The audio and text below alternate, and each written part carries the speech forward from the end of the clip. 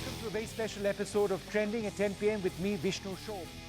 Today we saw perhaps the most stinging indictment on the Rafale deal. The criticism of the government led by Arun Jaitley and Yashwant Sinha, two former ministers in the BJP, and also Prashant Bhushan, was very, very stinging. There were several remarks which were made. Perhaps the most telling was that, according to these three leaders, the Rafale deal was a bigger scam, in their own words, than even Bofors. They've raised lots of points, but let's go through some of these points to actually see whether this is a scam, whether this was a procedural mistake, or something in between.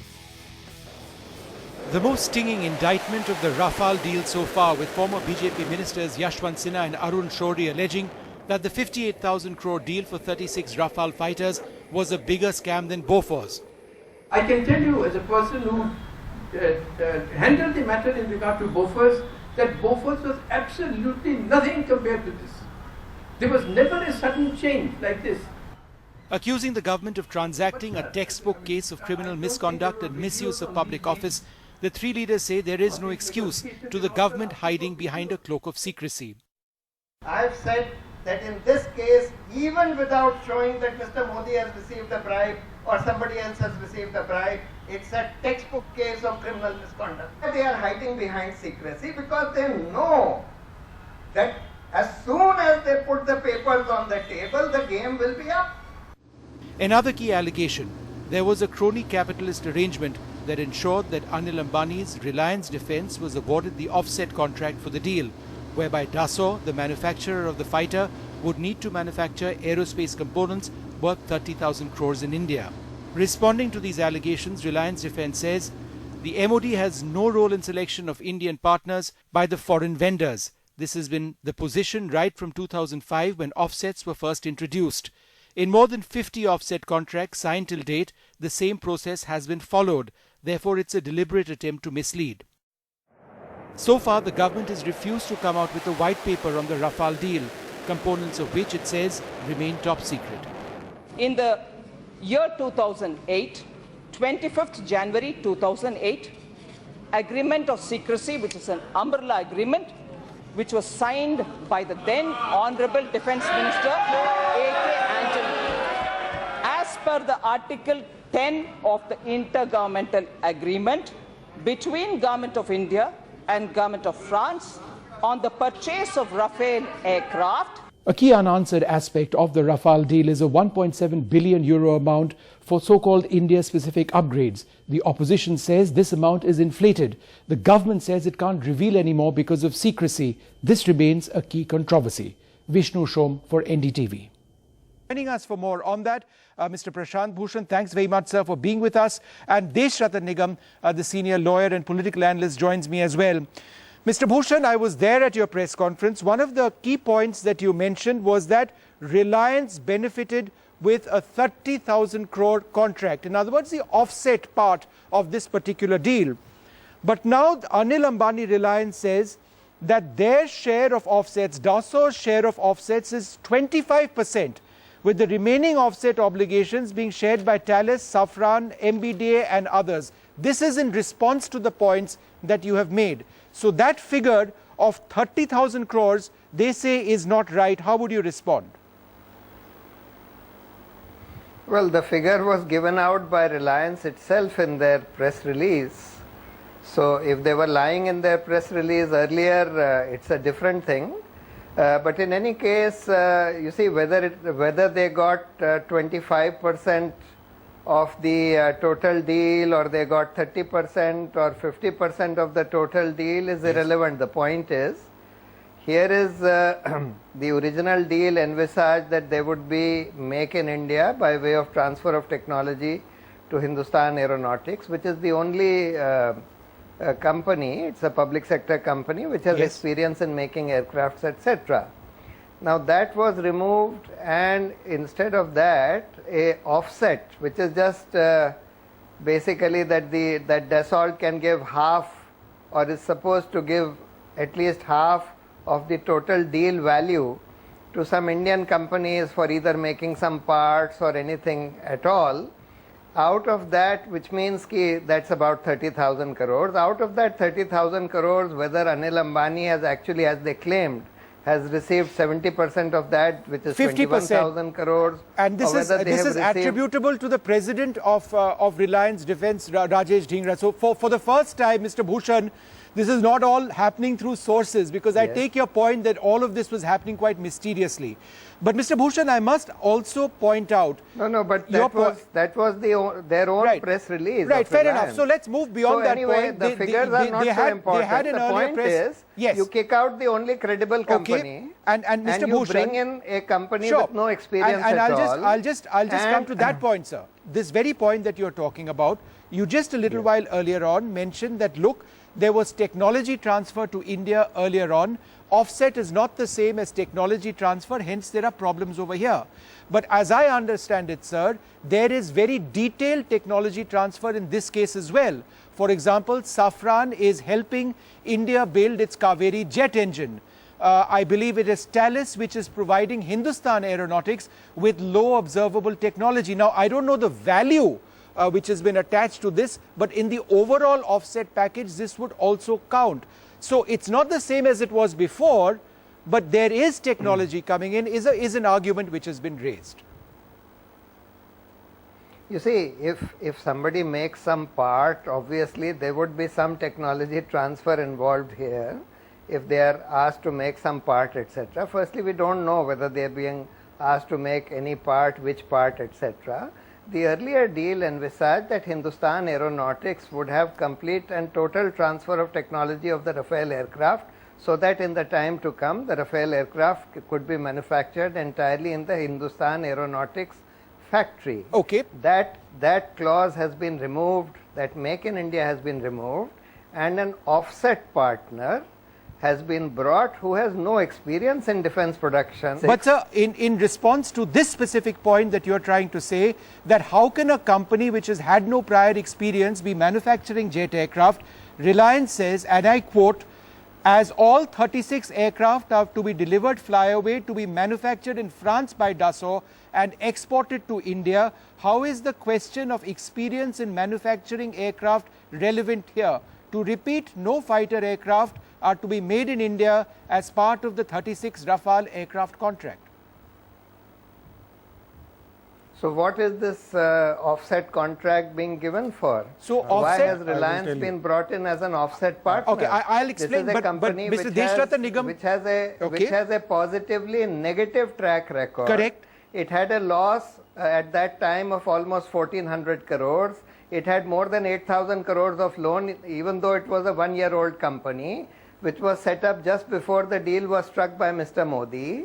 And on top of that, all the companies of Anil Ambani Group have run into huge debts. Okay, and in so fact, you're saying that a company which is indebted have been sold to his brother not in by a good the banks shape, taking a hit of 23,000 crores. Mr. Deshratna Nigam, why was the Anil Ambani Reliance Group selected in this particular case when their track record financially is poor, as Mr. Bhushan mentions? Let us be very clear.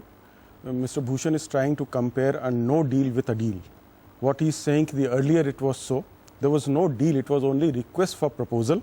It never materialized, it became obsolete and was given away. And let us be very, very clear, there was no offset clause and there was no technology transfer in that clause. There was only licensed manufacturing of 108 aircrafts, 18 aircrafts are coming in flyaway condition. And to say that there was a technology transfer will be a misrepresentation of facts, clear misrepresentation of facts. It was only licensed manufacturing.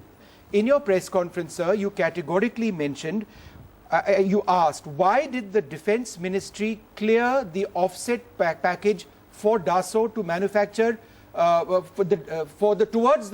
the manufacture of Rafale aircraft in India, whether it's components or anything else? You asked, how did they clear it? On what basis did they clear it? And the amount is very large. Whether it's 30,000 crores or now we are told it is less, it's still a very large amount of money.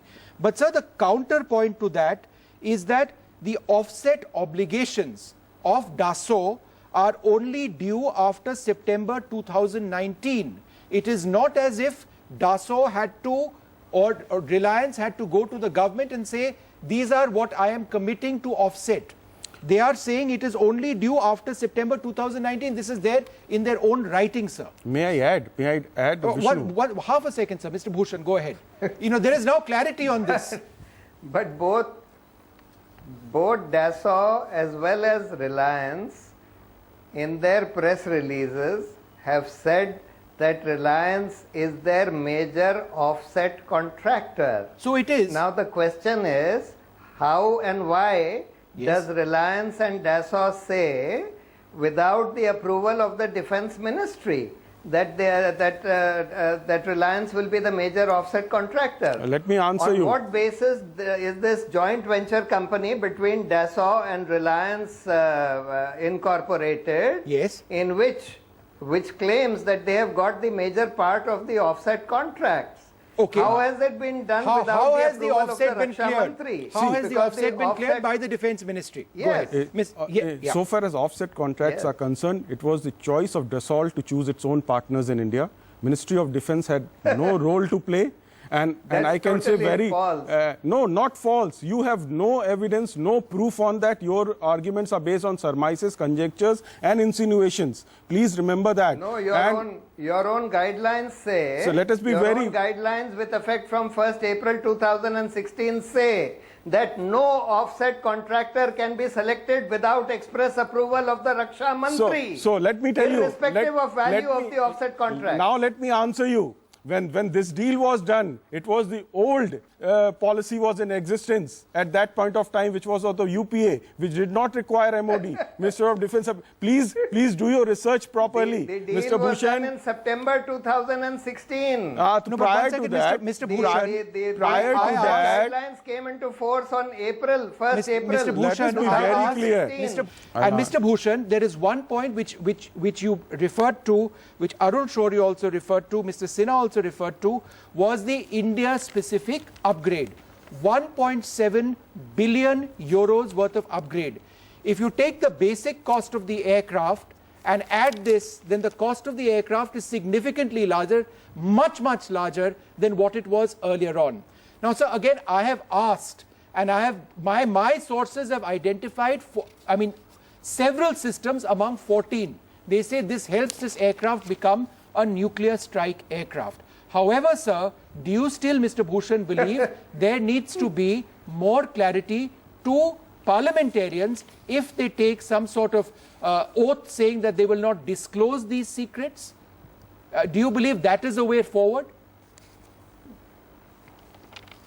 No, of course there needs to be more clarity, but the minister had stated in Parliament in November 2016 that the cost of the Rafale aircraft is 670 crores inclusive of missile systems, service cost, maintenance cost, etc.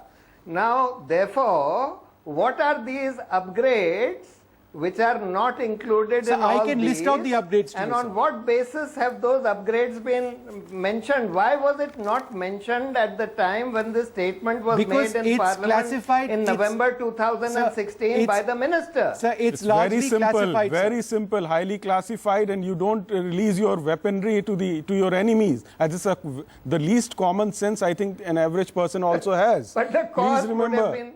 Even I'll tell you, I think, Mr. Bhushan, you have a point when you say that you want to know item-wise breakup and that it some way or form there needs to be accountability to Parliament. Mr. Nigam, I think this is important. Let me this answer. is the crux of the problem. Let me answer. The moment you give a per unit cost, as I have always said, you will tell to the international experts what kind of weaponry is coming, what kind of sophistication you have that in that plane, and you will straight away play into enemy's hand. You talk to any defense expert who will say this. An oath saying, as a responsible MP in this country, sworn in and elected in a democracy, in a system where the CAG in any case is looking at all of this. I'll answer that. Where parliamentarians are in any case going to public affairs committees can look into this, then why can the opposition not be taken into confidence under oath and told an item by item breakup? What's wrong with that? I'll give you an answer.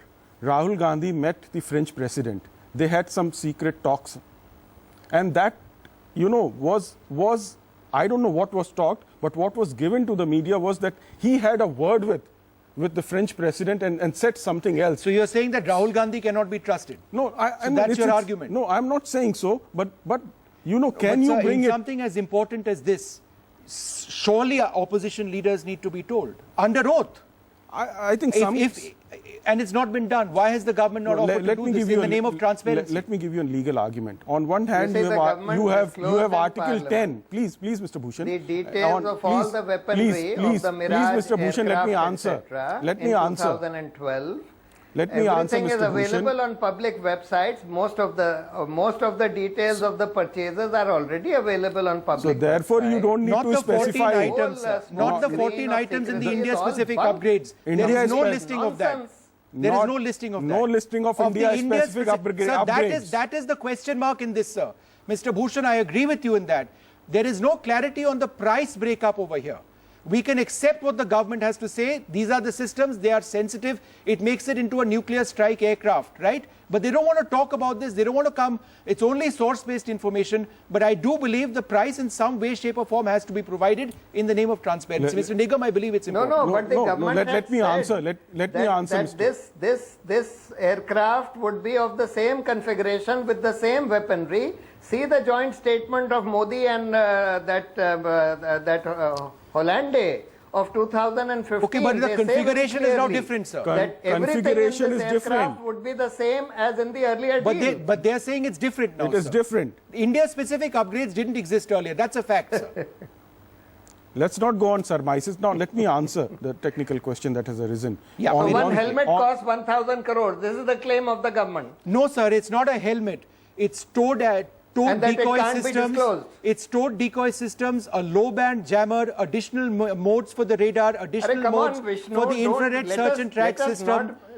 It's a high altitude upgrade of the engine. Childish and all this. No, but sir, these are Mr. Bhushan, this is Mr. just what Bhushan, they're saying. Mr. Bhushan, you are not a defense expert. Your car costs 10 lakhs, but your seatbelt costs 20 lakhs. Sir, it's not This is what the seatbelts. government is saying. Just Mr. not Bhushan, I seatbelts. agree with you when you say the Seatbelt cost for has to be 20 lakhs. provided. Sir, I agree with you when you say the cost has to be provided because there is a big question mark there. But since you do raise, it's not just helmets, it's many other things. But we don't know the prices, and that's a question mark. I agree with you, sir. Yes. You raised a very important point about the, having oath of some of the parliamentarians and disclosing it to them. On one hand, you have an intergovernmental agreement which prevents you from disclosing. Then you have your duty towards parliament. How do you balance it? The moment you breach this thing, you will open yourself to the lawsuits of billions of dollars. How do you reconcile these two is a question where people have to get into. Okay, I'd like to thank both of you very much for joining us. Thank you very much indeed. Well, there's a lot more in this debate. Joining us now, the former Finance Minister Yashwant Sinha. He was also at that press conference and he's got a lot of strong views about this deal. Mr. Sinha, thanks very much for speaking to us. Since your press conference, sir, there has been a series of clarifications which have been issued by the Anil Ambani Reliance Group. Do you believe, in light of what they've had to say, you need to revise some of the allegations that you've made? Or do you, sir, still believe that this is an out-and-out scam? I believe that this is an open and shut case, a huge scam. And why is Anil Ambani issuing clarifications? The point is, it is the Ministry of Defence, it's the Government of India which needs to clarify. It's not Anil Ambani. Anil Ambani is a small part of this whole deal. He's been accused But there of is crony a capitalism. much bigger part. Of 30,000 crores Who is worth of accused crony of crony capitalism, hence he's replying. No, he's got the offset, major part of the offset, that's why he is involved. But he is not the government spokesperson. And I refuse to engage with Anil Ambani with regard to the Rafale deal. If at all anyone has to explain it, it is a spokesperson of the government. And we'll wait for their clarifications. If they issue clarifications, we'll reply to them. If they don't, so be it. So, sir, do you believe the bottom line over here pertains to that 1.7 billion euro amount for so-called India-specific upgrades? Because there is no breakup of that. Had we known a breakup of that, had MPs actually been taken into confidence on a secrecy oath if required, then perhaps this controversy wouldn't have existed. Does it boil down to that 1.7 billion euro amount? There are many issues in this deal. This is not the only issue. The issue basically is the government is cagey about revealing the details. Now you know that there are many examples in our democracy. In fact, it is an established practice that if you are not able to disclose anything publicly because of whatever strategic or security reasons, then you invite leaders of political parties in parliament and you show them the papers. Yes. And they will then either be satisfied or not be satisfied. But please trust the leaders of political parties in parliament. I mean, most of them have been in government and they know what confidentiality is.